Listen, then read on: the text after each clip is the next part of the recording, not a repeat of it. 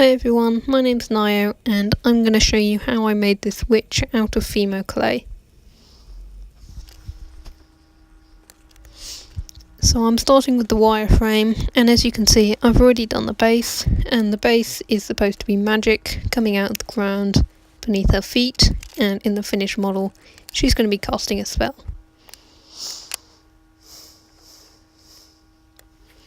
So this character, I'm making it for Dungeons and Dragons, which I play with my family. If you don't know what that is, you should go and look it up because it's a really, really good game. We play it every time we get a day off.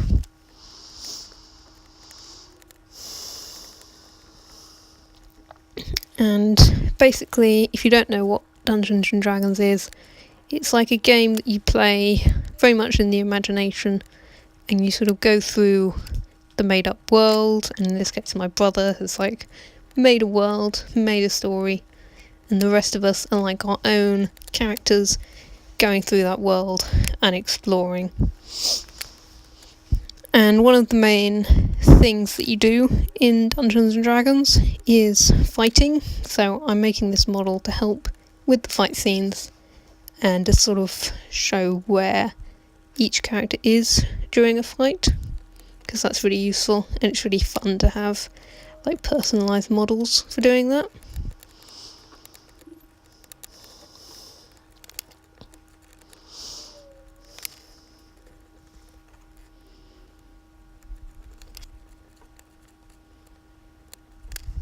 And while I'm doing the wireframe and the shape of the model, I'm not really going too realistic with the shape at this point because it sort of gets ruined when you put the clothes on anyway, so sort of the shape of it is quite drastic. Like, it's got a really thin waist at the moment, but it's not going to stay that way when the clothes come on.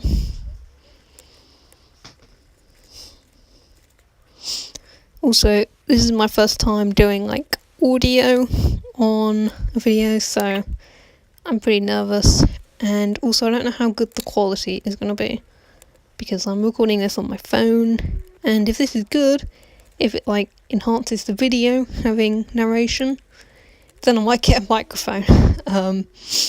But for now I'm just using my phone, so you'll probably hear like me moving about in the background, dogs barking probably beneath me, underneath my room,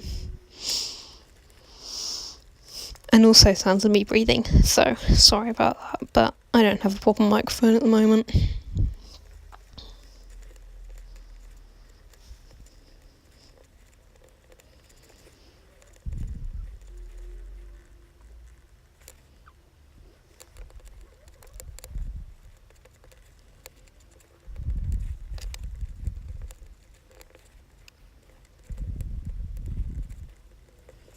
So it's just taking me a while shaping the legs. Like I was saying, I'm not doing too much of a shape, just like on the frame with the brown fimo, but when I'm putting the clothes on, I'm trying to do a better shape and sort of shaping it a bit better. Still doesn't matter too much because she's got the dress over that, but it does make a difference sort of what shape you've got underneath. And now I'm just filling out the neck around the head.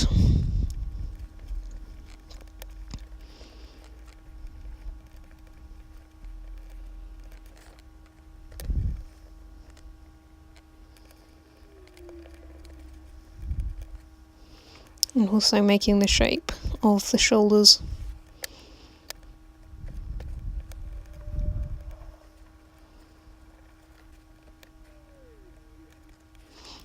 This is actually a piece of my hairbrush that I just cut off, and I'm now using it as a tool for making the face. You really, in my experience, you do really need like a round thing to make the face, because faces are just too curvy, I guess. Like, you can't really do it with a straight tool, it's really hard. So that's why I'm using a piece of my hairbrush.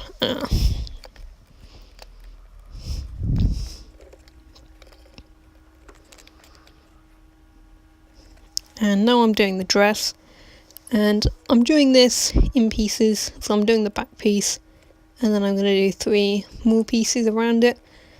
It's just an easier way of doing it, rather than trying to do it all in one go, and just sort of cut it up and do it in bits.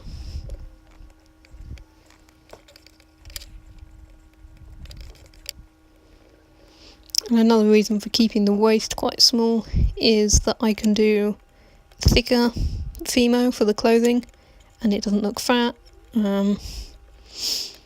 It still sort of has like a shape to it, that's all the shape I'm going for, which makes it much easier to do the clothing, especially when I've got like different colours on the dress like I do in this one. And I chose like white and gold on the dress, and it's got sort of a marble effect going up. So at the bottom it's gold, and at the top it's white, and then it sort of fades and blends together in the middle, which I think is pretty cool, and I think it sort of fits the character, sort of like as a spellcaster. I think it looks a bit magic, more rather than just doing like one colour. I think it looks a bit more magic. And I just very briefly did a feather, which I've put 3 feathers actually on her belt, but it's really hard to see what I was doing on camera because they're so small, so I mostly just skipped that out.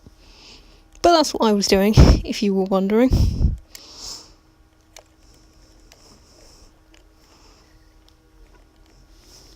And the feathers basically are supposed to be from her familiar, who's a magpie.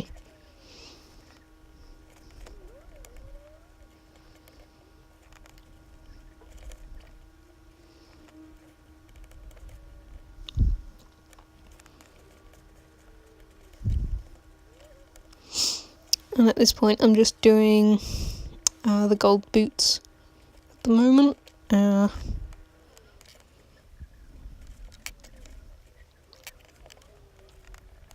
think gold is quite a good colour for the boots because it fits quite well with the dress. So this model is actually really different from the picture that I drew for the design. I've changed the colours a lot, I've changed the skin tone. It's just a lot different, but I think it looks way better than the drawing did. I kept sort of the basic design of like the small dress and the leggings. Yeah, but I just changed some colours.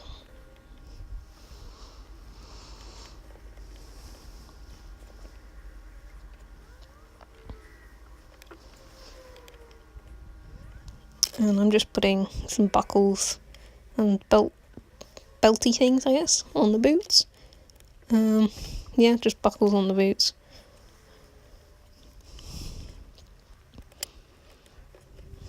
And the arms actually took me ages to get the right shape. I haven't really done arms like in that position before, and it just took me ages for some reason to get the shape on it.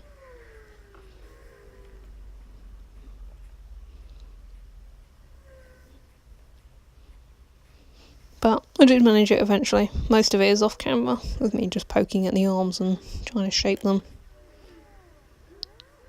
And this is actually like the best face I've ever done on one of my models. It's not perfect, but it's definitely the best. I was really happy with it. In the end, that is. At the moment, it looks a bit like an alien.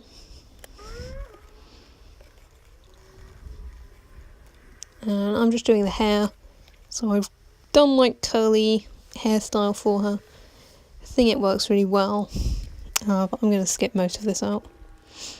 Yeah, so I've done all the hair. It took me ages, and it's quite boring to watch, which is why I skipped it out. But at this point I'm just giving her a hairband. This hairband was inspired by watching Sabrina, by the way. I did make it like my own, like I made it purple and I made the hair different, but yeah, I just liked the hairband that she wears. And Sabrina is a show on Netflix, by the way, if you don't know.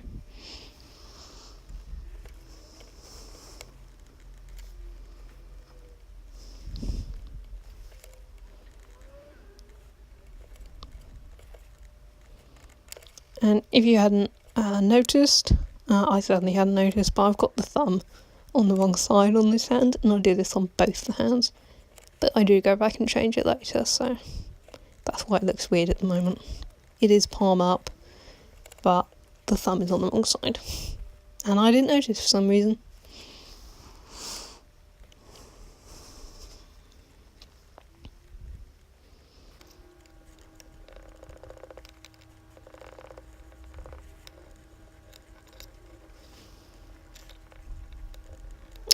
And at this point I'm just cutting out the strap, and she's going to have a bag. I was going for like a sort of adventurer look, that's why I went with the bag, because I think it looks like she's sort of travelling around on a journey, which is what she is in the game. So that's why I went with having the bag over her shoulder. Also, she is a wizard, and they use books to, like tomes, to cast their spells, so she could have a book in there, possibly, I don't know.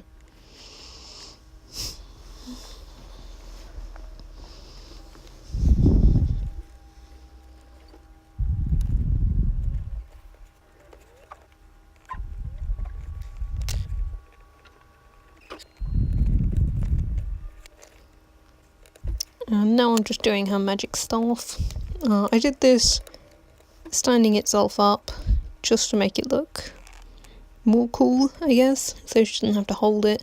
She can still have her arms out like she's casting a spell, and she's sort of like, the magic is like coming up underneath her, so she's like palm up because she's like pulling it up, if that makes sense, and like the staff is holding itself up because it's magic, you know.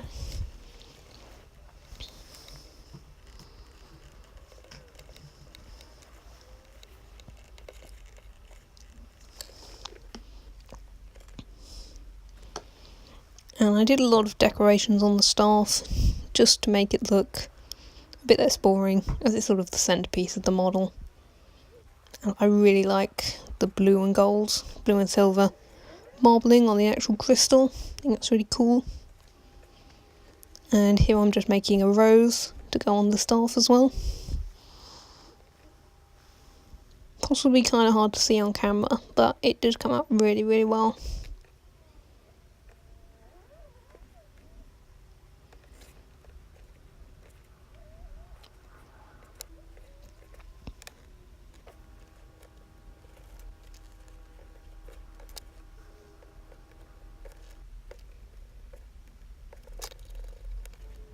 And now I'm just putting in the wireframes for bits of magic like coming up around her, sort of swirling around,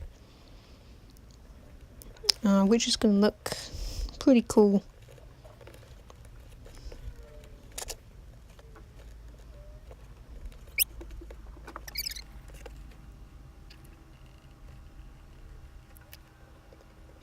And this is her red cape.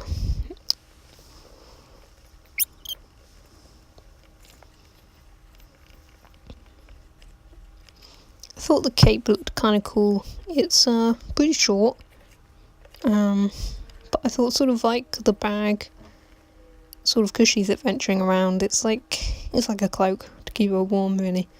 So, but it's quite stylish because it's a bit short, more like a cape. So I like capes.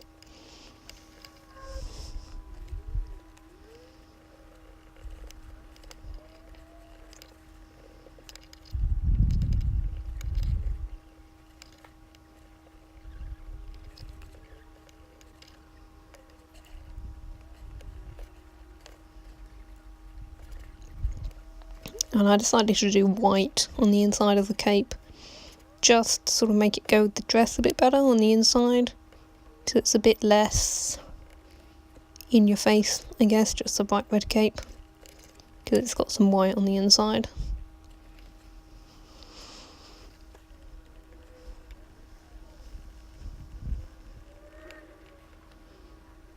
And now I'm making her familiar, and like I say, this is a magpie.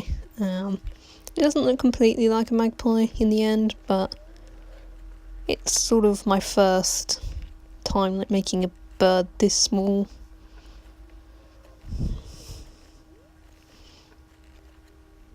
I did before make a crow that was slightly bigger, but it was also easier because it was all one colour. So I was pretty happy with how this came out, even though it's not perfect.